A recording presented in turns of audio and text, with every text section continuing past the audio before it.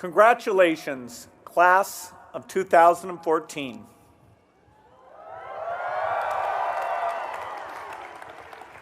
Melinda and I are excited to be here.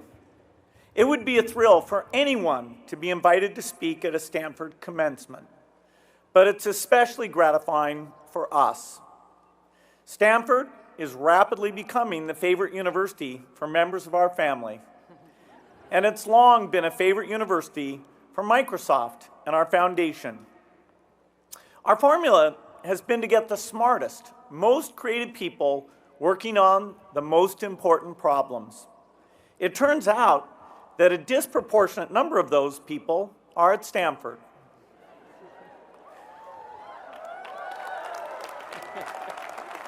Right now, we have more than 30 foundation research projects underway here. When we want to learn more about the immune system to help cure the worst diseases, we work with Stanford. When we want to understand the changing landscape of higher education in the United States so that more low-income students get college degrees, we work with Stanford. This is where genius lives. There's a flexibility of mind here, an openness to change, an eagerness for what's new. This is where people come to discover the future and have fun doing it. Now, some people call you all nerds, and we hear that you claim that label with pride. Well, so do we.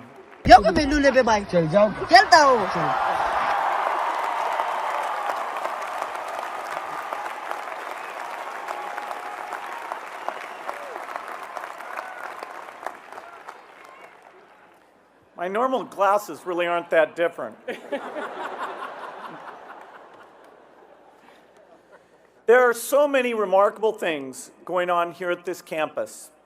But if Melinda and I had to put into one word what we love most about Stanford, it's the optimism.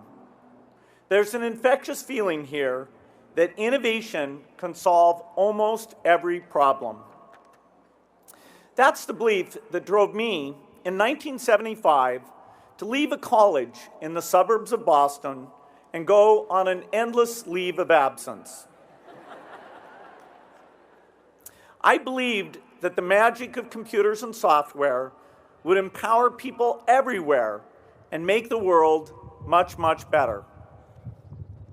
It's been 40 years since then, and 20 years since Melinda and I were married. We're both more optimistic now than ever. But on our journey, our optimism evolved.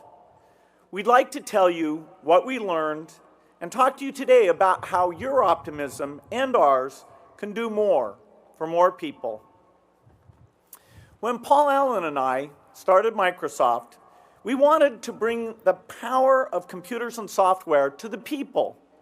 And that was the kind of rhetoric we used. One of the pioneering books in the field had a raised fist on the cover, and it was called Computer Lib. At that time, only big businesses could buy computers. We wanted to offer the same power to regular people and democratize computing. By the 1990s, we saw how profoundly personal computers could empower people. But that success created a new dilemma. If rich kids got computers and poor kids didn't, then technology would make inequality worse. That ran counter to our core belief. Technology should benefit everyone. So we worked to close the digital divide.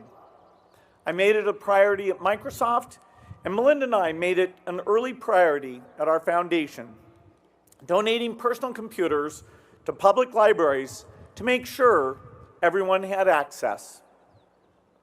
The digital divide was a focus of mine in 1997 when I took my first trip to South Africa. I went there on business, so I spent most of my time in meetings in downtown Johannesburg. I stayed in the home of one of the richest families in South Africa. It had only been 3 years since the election of Nelson Mandela marked the end of apartheid. When I sat down for dinner with my hosts, they used a bell to call the butler. After dinner, the women and men separated and the men smoked cigars. I thought, good thing I read Jane Austen, or I wouldn't have known what was going on. But the next day, I went to Soweto, the poor township southwest of Johannesburg that had been a center of the anti-apartheid movement. It was a short distance from the city into the township, but the entry was sudden, jarring, and harsh. I passed into a world completely unlike the one I came from. My visit to Soweto became an early lesson in how naive I was. Microsoft was donating computers and software to a community center there, the kind of thing we did in the United States. But it became clear to me very quickly that this was not the United States. I had seen statistics on poverty, but I'd never really seen poverty. The people there lived in corrugated tin shacks with no electricity, no water, no toilets. Most people didn't wear shoes. They walked barefoot along the streets.